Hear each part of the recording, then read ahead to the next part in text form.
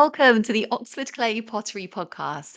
I'm Catherine Tomlinson and I started an eco conscious pottery company called Oxford Clay. Now, Oxford Clay, I don't just make pottery, I also make books and courses for other potters who want to be more environmentally friendly in their pottery making. And that's what this podcast is all about. And I can't wait to get started. Let's go.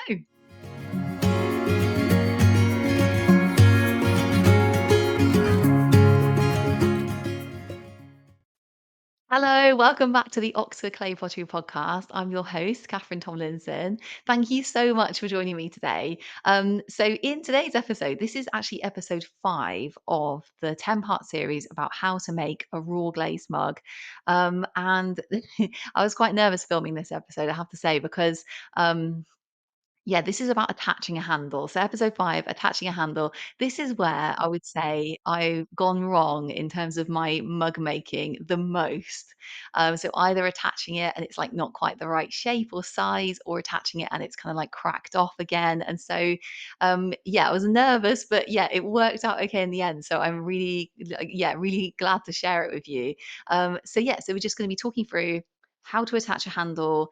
We talked about how to make a handle in episode 3, how to pull a handle. So we basically pull the handle, we then turn to the pot to leave the handle time to dry, and then this is us like reattaching the handle. So yeah, thank you so much for joining me. And yeah, like I say, with all of this series, if you wanted to see how it's done, you can watch the video version on YouTube. So if you're listening to this and you're like, I want to see how it's done, then you can you can just click on the link in the show notes of the podcast episode, and then you can see the video of it. So thank you so much for joining me, and let's get on with the episode.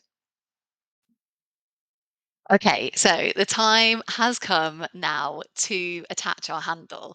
So I've turned the pot and in the previous episode, and so this pot is now kind of like leather hard, and I don't want it to dry out like much more at all, because then the handle will probably like crack off the pot, and that's like disastrous. So we really want the handle and the pot the same dryness when we were attaching them. And the handles, so just made the handles a little earlier, and then I've been drying them. I dried them actually outside for a bit, not in the sun, but it's quite a warm day today, and also it's quite windy, so they've dried pretty well, like pretty fast. So basically been drying the whole time that I've been like turning this pot. So maybe about 45 minutes outside, and then they're kind of at the point where they're kind of like, oh, they're stuck a little bit to the tile. They're kind of leather hard. So what the dryness I want for these is, I don't want them too dry, but, so I want to be able to touch them without kind of like damaging like the surface of them. And I want to be able to kind of move them around, but I don't want them to be so hard that they're going to be like, just too difficult to attach basically, and, crack off the pot. So we've made 2, and, let's see how we go with attaching them. That's why I make 2, because sometimes it does, like, go wrong. In fact, I this bit always makes me a bit nervous, like, this kind of attaching the handle bit, because it can really make or break your pot in terms of, like, whether it's gonna crack off, or, how it looks and stuff. So what I'm gonna do, first of all, is I'm gonna just make a nice surface to do this on. So I'm just gonna take a tea towel, just gonna do it on the wheel head, just because, then, like, so you be able to see, it's a good height for you to be able to see on and stuff. But yeah, just obviously probably better to do this on a table. But I'm just putting down a tea towel, because tea towels are like, they're really good for sort of like stopping things from sticking.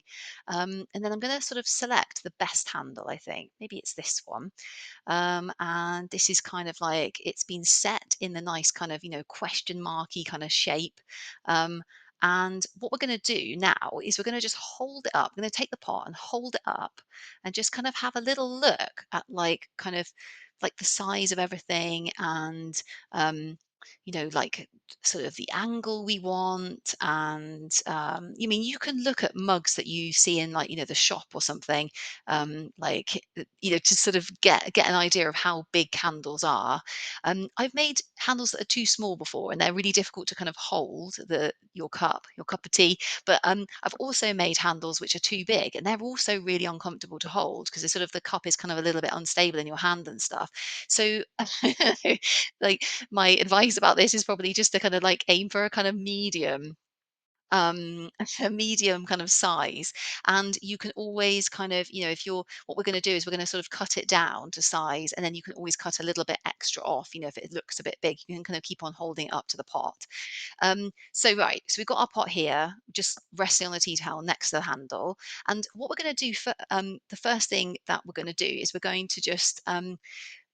to kind of simulate the angle that it's going to be on the pot with some kind of straight edge. So I'm just using a metal ruler, and what you can do is you can hold it across the handle. I might just move this actually so you can see it a bit better if you're watching on the video. Can you see that? There we go, that way. And you can't see that. I'm just going to turn it around the other way. Okay, so we're basically just going to use a kind of like a ruler, like a flat, or you could use a knife for this. You could use one of those pastry choppers. And what it does is it just kind of simulates the side of the pot, and then you can kind of see what the handle will look like, and it enables you to cut like the right angle. So it literally just cut all the way across. I think it needs to be a little bit bigger. Let's go for that size. And then you can literally just put rest down with a ruler, chopping the bits off the handle, and then you're left with this beautiful handle. That's a really good top tip, just cutting it all at once, just with a really straight edge. Yeah, and like I said, you can do it with a knife as well. So you can obviously reclaim the end bits of the handle, and then you're left with this really lovely handle. And you can kind of shape it a little bit more if you want it kind of a little bit more, a little bit more curved. This one's got something weird in it, probably um, from the from the reclaimed clay. Not ideal. But what I'm going to do now is just kind of smooth around where the handle is going to join onto the pot, just kind of so we don't want any like kind of bits like sticking out. And then then now what we're going to do is we're going to sort of have a look to see where it should go on the pot. So I'm just going to hold the pot in one hand and then hold the handle up with the other. And what I'm sort of aiming for here is like a nice kind of like it's gonna to look nice. You want like a nice curve in it and stuff. Um, but I don't want the handle to come up above the rim, because then it kind of can make it like hard to wash up. If you're putting the pot down on its rim, the handle's going to be in the way and stuff. And I also don't want it to come down too far, like to the foot. So I want it kind of like in the middle really. And I'm just going to hold the handle up to it, and I can kind of see where like a good place for it to be is. So that I think I'm really happy with like the way that looks and stuff. Um, the handle's still kind of malleable enough to kind of bend into shape, which is amazing. So what we're going to do now is we're going to kind of try and remember where it was. I've just got like a knife from the kitchen, just like a butter knife. You can use any tool for this that's kind of like, you know, you can score with. And we're just going to like hold the handle up again where we wanted it on the pot. Try and remember, and then just gonna like mark it because we're going to score that. We're going to put some vinegar there as well. So I've got a little pot of vinegar here, and what I'm going to do is just get a paintbrush with the vinegar and just paint it on where kind of roughly where we wanted the handle to be. There it is, and there it is. And this just really helps to kind of like, yeah, a person taught me this in a pottery class. It really just helps to kind of like, it kind of melts the clay almost, and it really helps to like adhere stuff to to the clay. So this is just, you can use any type of vinegar for this. I just use like that cider vinegar just because I was making a salad dressing out of it. And what I'm doing now is just smoothing the sides of the ends of the handle where it's going to attach onto the pot. So it's a really good opportunity if you want to like kind of at this point to kind of smooth the inside of the handle, because it will be much more difficult to do this when it's on the pot, and it just enables you, if you've got any kind of bits that you don't you just want to smooth out sort of thing, just kind of little ridges or something, then it's you can sponge it at this point, and it just, yeah, it's just like a good way of kind of a good point to kind of make it all nice and smooth inside. Okay, so now what we're going to do is we're just going to take our butter knife and we're just going to score. So literally just cross hatching where we think the handle is going to go. Hopefully it's the right the right place. And we're looking for we want a line to we want it to line up. So we want it to the top cross hatching and the bottom cross hatching where the handle will attach onto the pot. We want them to line up. We don't want the handle to be skewed, kind of skewed. So yeah, I'm just looking at that and it's fine. It's like lined up. Okay, the next part of the process is we just want to do the same on the handle that's going to be attached. On the ends of the handle, so just cross hatch this, and this is just creates a really nice surface for the slip to kind of really stick on, like when we're going to paint slip and we're going to stick the handle on. So you really want that handle. We don't want the handle coming off. Okay, so the next step is to get some slip. So this is a combination of like I slip cast and I just got a bit of slip, which is kind of dried up a bit. But also you can just use like sort of reclaimed clay, just scoop a bit out, like if you're reclaiming bin, or you could even make you can make this up from you can slake some clay down if you get some dried clay. It's much easier to do with dried clay, and you can do it with like warm water. That's quicker. You can then just make your own sort of little kind of slip slurry. Um, by just adding water to dry clay. Or yeah, take some out the reclaiming bin, or just use a bit of like kind of slip from slip casting that's gone a bit hard. So that's a combination of slip from slip casting and also just some reclaimed clay, which is the same clay actually, just from the reclaiming bin. So just like mix those in a little dish, and then what I'm doing is just getting a brush, a paintbrush, and just painting it on. And we want like quite a generous amount. It's quite tricky to say how much exactly because you want a generous amount, but you don't want like loads and loads because just going to paint a little bit onto the mug as well. Yeah, because you don't want it all like you do want it squeezing out, but you don't want it like squeezing out so much that then it's like going everywhere. Okay, so what I'm doing now is I'm just going to push the handle against the mug. I'm going to do the bottom one first, push the top one in. I'm going to fix it on really, really well by just like wiggling it, pushing it in, wiggling it, pushing it in, like really adhering it onto the side of the mug. And then I'm just using my finger to smooth out any slip that's kind of come out. And at this point, this is where we can kind of really get the nice, like the shape we want. Oh, it's slipped down a bit. Okay, great. So I'm happy with that. And now what I'm going to do now is just take a fresh brush. Uh, that's not cleanable. I'm going to get a different brush than the slip brush. Just getting a bit of water, and I'm just going to get a brush. These are makeup brushes actually that I'm using. They're really good. They're really good because they've got like a little sharp, like a sharp edge that's really good for kind of like getting in the groove and really adhering. We're just smoothing that handle on. We really don't want it to crack off. So we're just smoothing, smoothing, smoothing. Yeah, paintbrush is great because it can get in a little bit better than like your finger into the joins, and it can really like smooth out that join, which is really good. I'm gonna just put it down on the tea towel, and then we're gonna pay special, special attention to the top join.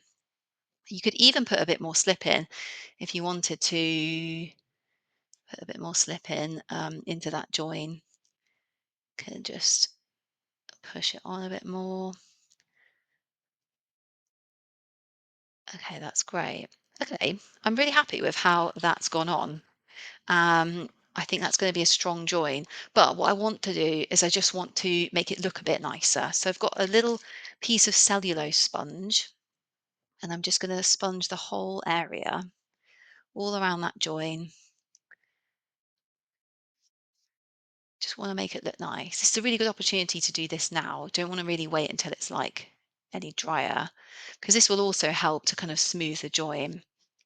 Sometimes you accidentally get slip on the kind of side of your mug as well, and it's like this is a good opportunity just to kind of smooth that away as well. Oh, it's getting a bit dry. Sponges are a bit dry. They can kind of pull at your pot and then make it like uh like create a kind of surface. Like you don't really want that. I don't want that. So just yeah, adding lots of water, making sure the rim is back to how it was. I mean, that's not the neatest join I've ever seen in terms of yeah, got sponge everywhere. Right, what I'm going to do now is I'm just going to take a little bit of cloth, a little bit of a cloth. So you could use like a cotton cloth, a bamboo microfiber cloth. This is just a microfiber cleaning cloth that's made from recycled plastic. Um, and I'm just using that with quite wet actually, just to kind of take away any of the kind of brush marks and stuff. It's just like a really little cloth, little piece of cloth. I just literally chopped it off. A bigger cloth, microfiber cloth. Just going to smooth the rim, just make it look nice. That's looking good. And the good thing about a really tiny little piece of cloth is it can really get in there. So like, yeah, where it's attached on the inside of the handle kind of thing, just make sure that's all nice and smooth as well. Okay, that's cool. That looks good. Yeah, just take any bits that have kind of come off. Whilst you've been doing it, the little bits of slip and stuff, and just get rid of those now. Just kind of, yeah. Oh, there's a random bit around the other side that's kind of like coming from somewhere. Great. So, um, yeah, I think that's going to be good. I think it's going to be strong enough. You can always like support handles if even if you've got a really thin handle or something, you can create a support for it so you can dry it in place. But this one's pretty strong, so I think it's going to be okay. It doesn't need support as it's drying to keep its shape. Um, okay, so what I'm going to do now, this is the crucial part, is that I'm going to dry this really slowly. So if I just kind of like left this out, it would probably crack. The handle would probably crack off because this handle is drying at a different rate to the main body of the pot, and the rim. The rim is drying at a different rate than the base because the base is thicker than the rim. And so what we want to do is dry it really, really slowly. So I'm going to put it back in a plastic box, and then it's going to dry much slower. We kind of just want to we really want to equalize the kind of dryness of it, which will happen in the damp box. And it will dry. Yeah, it'll still dry, but it will dry much much slower. It'll really slow it down, and it will just make it much more even. And then we've got yeah, just say we've got our other handle, which we didn't need, but it's really good to have like a couple of handles. That's a really nice handle actually. Yeah, I've tried sort of keeping these, maybe the next day and then doing it, and then or maybe a few days sort of thing. But they get too dry, so it is really good to sort of do it all at the same time. So yeah, it's a shame to kind of like lose that handle, but I'm so glad we made two just in case like we needed the other one. So yeah, so as well, just to say, don't worry too much about like if it's got like bits of kind of sponge mark and stuff like that. You can sponge those out when it's at the bone dry stage, or a little bit drier than this. We just kind of want to kind of get those major bits of kind of slip off and stuff, and kind of yeah, just make sure it's like properly attached. And yeah, that's really cool. Like we just want to make sure the shape of it, we're happy with the shape of it and stuff. That's what we're doing at this stage. We're kind of attaching it on really well, and then we're just making sure we like the shape of it. And then any kind of like cosmetic stuff we can sort of we're taking off the main bits of slip and stuff, but um any any kind of like you see some sort of little grooves from like where the sponge has been kind of where it's been sponged, we can get rid of those again, at a later stage sort of thing. Okay, so I'm going to put this in the zamp box. Um, and then the next stage is going to be we're going to be doing a maker's mark on the base, and then we're going to be getting this base really, really flat, and that's going to be the next stage of our process. And we're also going to be sort of just finishing off any cosmetic work on the pot. So we want to do the maker's mark when it's like leather hard, but then we can fix the base. Yeah, leather hard's a really good time to kind of either scratch something into the base or like stamp something into the base. And then yeah, you can make the base really flat either at the leather hard stage, or a little bit drier even, or even at the bone dry stage. That's you can do that then. The technique I use is basically we're going to be going for it in the next episode, but we're basically just like kind of twisting it on a wet cloth. So you can do that. You can do that any time. But yeah, but the Maker's Mark, we'll need to do that when it's leather hard. So I'm just going to store it in the box for a bit, and then we'll come back and we'll do. I'll show you how to do the Maker's Mark and the base. So thanks so much for joining me today. It's been so good. I'm so relieved that we got a handle on there. Um, yeah, touch and go, but it was fine. But it's fine in the end. So yeah. So thank you so much for joining me, and I'll see you on the next episode. And until then, wishing you very happy potting. Goodbye. Thank you so much for joining me on that episode. And if you want to find out more about eco-friendly pottery, head over to the Octaclay website, which is www.oxfordclay.co.uk. Can't wait to see you there.